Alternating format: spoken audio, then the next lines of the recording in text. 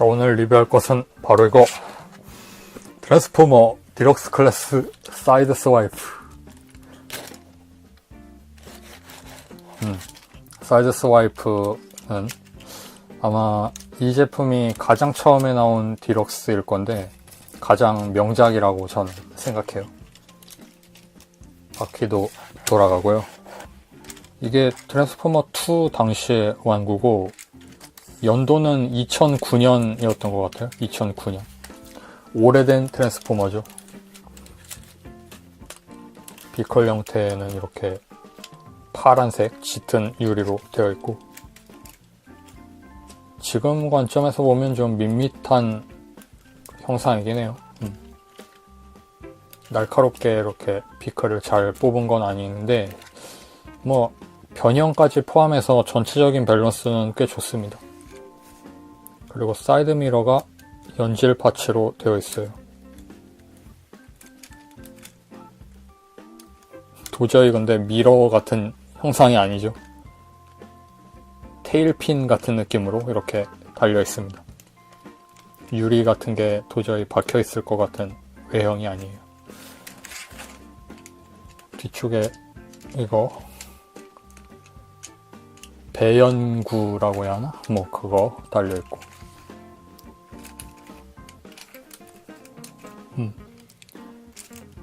이런 형태를 하고 있습니다. 뭐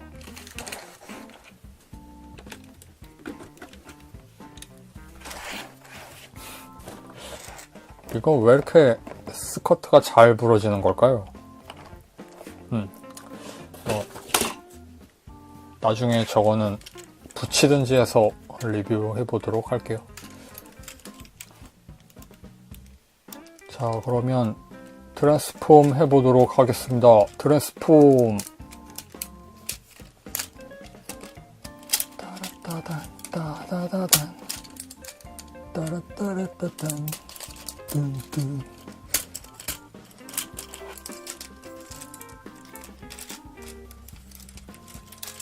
벌써부터 꽤 괜찮죠? 뭐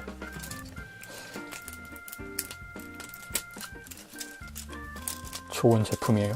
저는 그 사이드 스와이프 제품들 여러 가지 있는데 휴먼 얼라이언스 정도는 좀 궁금하긴 해요. 어떤 퀄리티인지. 그런데 나머지 디럭스 같은 제품들은 그렇게 이것보다 발전되어 있다는 생각은 안 들더라고요. 가장 처음에 나온 사이드 스와이프인데 여기에서 이미 어느 정도 결정판 같은 뭐 그런 퀄리티가 되어 있다고 생각합니다. 이거 여기에 끼우는데 좀 뻑뻑하게 끼워져서 잘 안 빠지기도 하고 그래요. 파손될 수 있는 포인트가 여기 같습니다. 그리고 다리가 약간 헷갈리는 변형 가지고 있어요. 이쪽으로 해서 이렇게 이것도 접고 이렇게 해서 양 파츠를 내려서 여기서 맞물리게 하고 이거 접는 거. 그리고 다리는 안쪽에 볼 조인트로 가동하거든요. 투명한 볼 조인트가 있는데 위쪽으로 여기에 고무로 된 이런 동력선 같은 게 달려 있습니다. 연동해서 움직이기도 하고 아주 좋아요. 퀄리티적으로 유연성이 좀 있어 보이잖아요. 다리 여기에 있는 피스톤 파츠도 따로 가동되게 되어 있고, 물론 신축 기믹 같은 건 없는데 통째로 안으로 들어가죠. 그리고 무릎을 굽힐 때마다 여기에서 인출 기믹이 있습니다. RG 건프라처럼 돼요.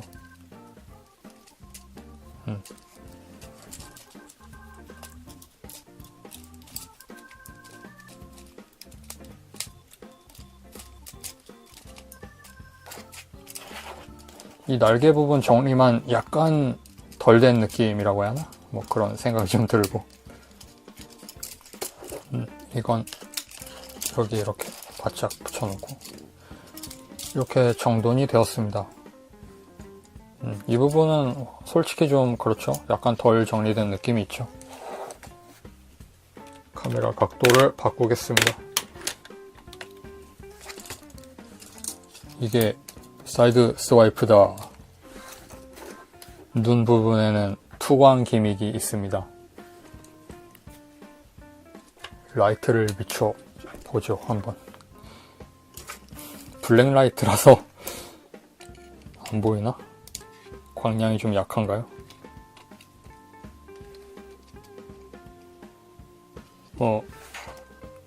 일단은 투광 기믹이 있기는 해요. 그런 겁니다.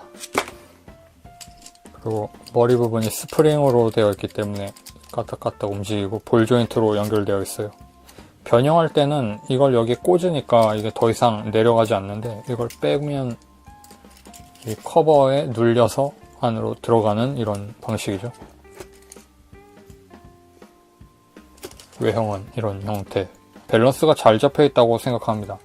조금 덩치가 큰 듯한 뭐 이런 디자인이 되어 있기는 하지만 저는 전혀 어떤 불만점 같은 걸 찾을 수가 없어요. 완벽한 디럭스 클래스 사이드 스와이프라고 생각합니다. 그건 뭐 취향 차이겠죠. 사이드 스와이프 같은 경우에는 뭐 제품마다 거의 다 괜찮은 퀄리티라서 가장 처음에 어떤 본인이 손에 넣은 제품이 가장 좋아 보일 거라고 저는 생각해요. 익숙해지고 나면 그걸 기준으로 생각하게 되니까. 좋은 제품입니다. 그리고 이 제품은 별도의 무기를 가지고 있지는 않은데 놀라운 그게 있어요. 이 부분이 이렇게 전개됩니다. 가위처럼 되죠. 그래서 블레이드로 이렇게 전개시켜 줄 수 있습니다. 그대로 돌리는 게 아니라 반으로 갈라진 다음 합쳐지는 그게 좋죠. 중간에 연동 기믹이 있어서 톱니에 맞물려서 같이 내려옵니다. 그 다음 여기에서 합쳐지는. 이렇게 위에 있을 때는 날이 반대쪽으로 V자 홈을 만들면서 떨어져 있는데 이렇게 내리면 맞물리면서 하나의 덩어리가 되는 이런 조형. 좋습니다. 좋죠? 좋지 않나요? 좋잖아요. 여기에 오토봇 엠블럼이 있고요. 얼굴은 좀 날렵하게 생겼어요. 그리고 이 쌍칼 기믹 같은 것 때문에 스타크래프트 게임에 나오는 질럿하고 좀 이미지가 겹치는 느낌이 좀 있습니다.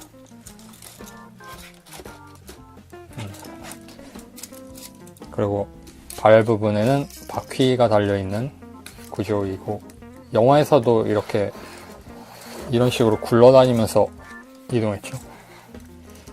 그래서 여기에서도 세우기가 좀 어렵다는 단점이 있어요.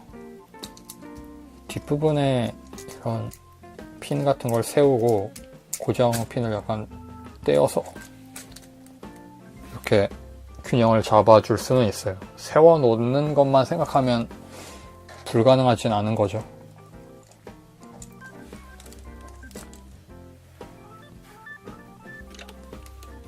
저렇게 두고 미래에서 온 옵티머스 프라임과 비교해 보도록 하겠습니다.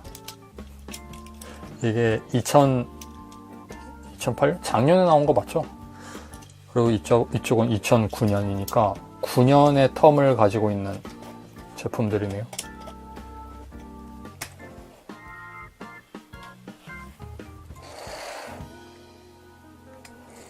옵티머스가 스케일, 영화상의 그 크기 비례에 비해서는 약간 작게 만들어져 있지만 이렇게 보면 제법 같은 편 같고 어울리지 않습니까? 이 정도 크기였으면 좋았을 텐데.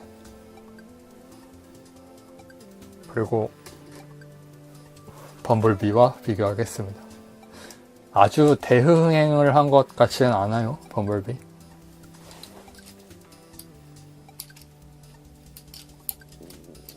하지만 뭐 제작비 자체가 그렇게 크지 않았다는 것 같으니까 괜찮은 성과라고 볼 수 있겠죠. 후속작이 나오는 것도 기대해 볼 만할 것 같습니다.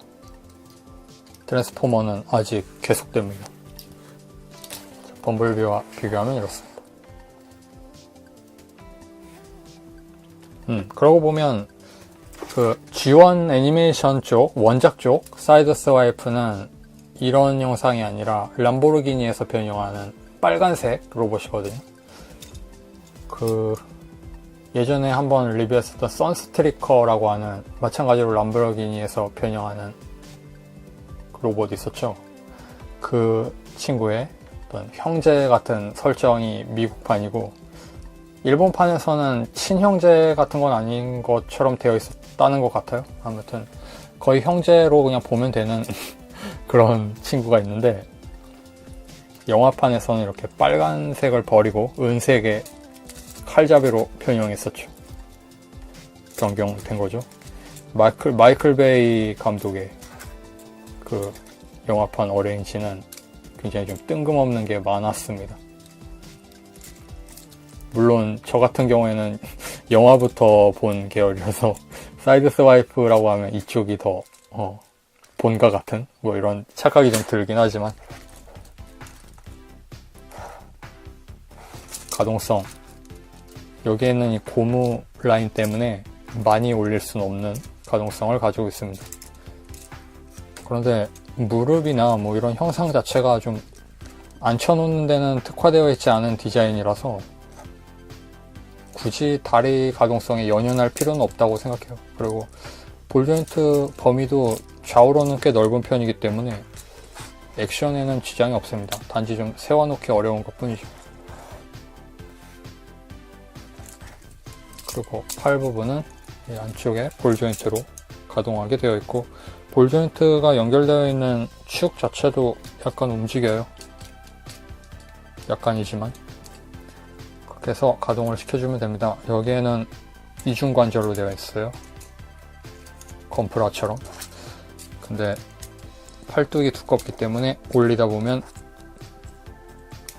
완전히 접히기 전에 맞물리게 됩니다. 이런데 뜬금없이 바퀴 달려있는 거 좋지 않나요? 로봇에서 자동차에서 변형한 그 느낌이 많이 들잖아요. 이렇게 하면.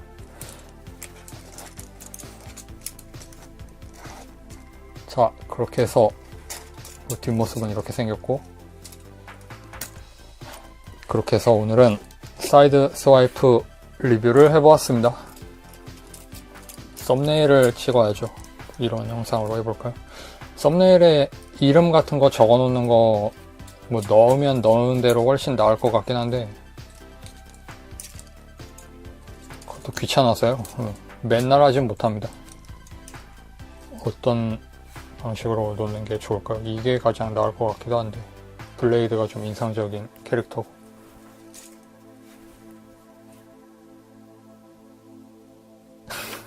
근데 10년 전에 발매한 제품이구나.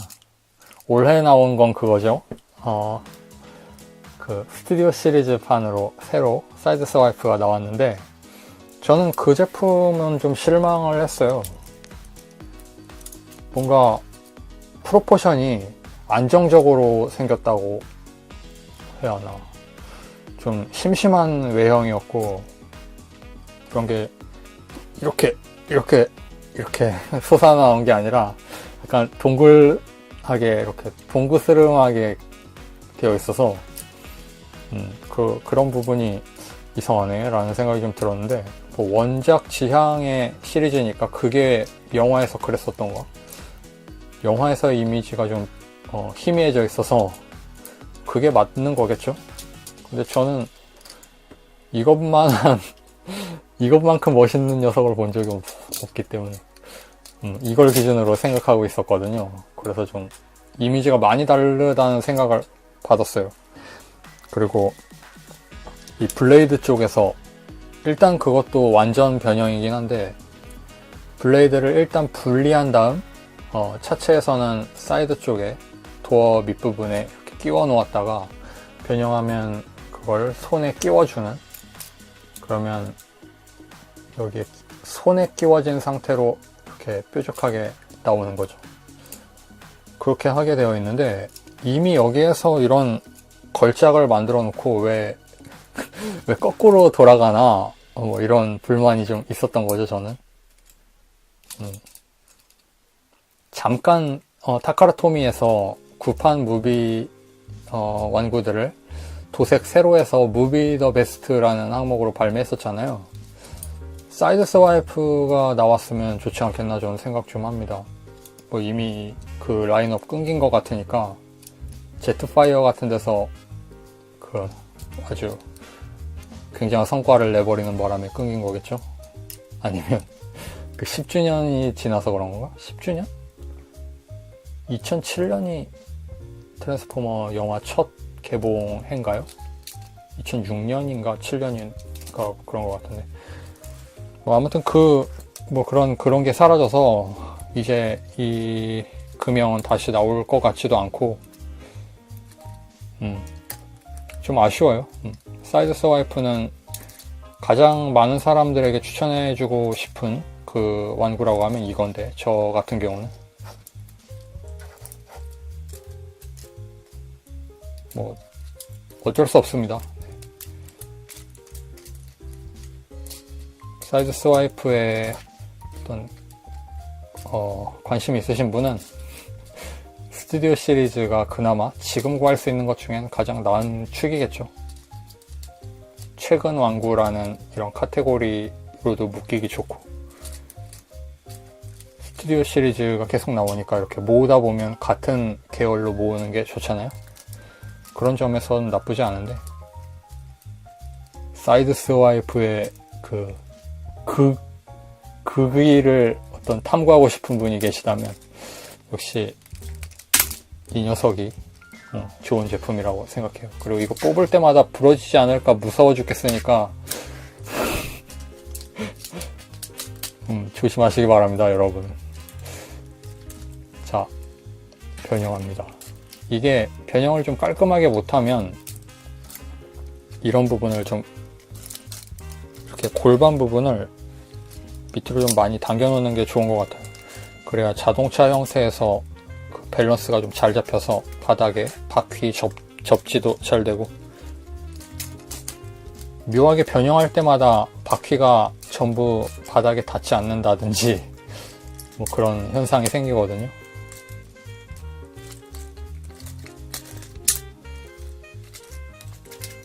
재미있는 제품이에요.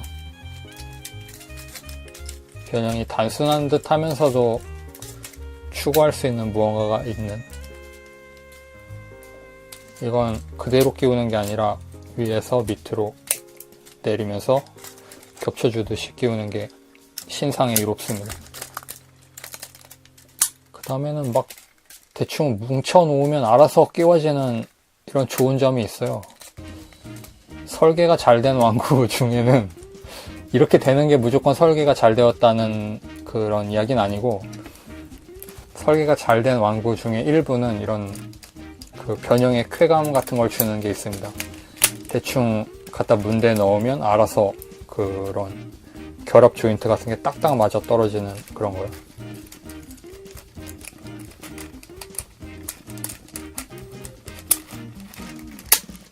역시 사이드 스와이프님은 신이야. 그래서 오늘 리뷰는 여기서 마치도록 하겠습니다. 아까 마친다고 하고 한참 또 가지고 놀았죠. 이런 스타일입니다. 네, 리뷰가 항상. 그러면 다음 영상에서 뵐 수 있으면 좋겠습니다. 빠이.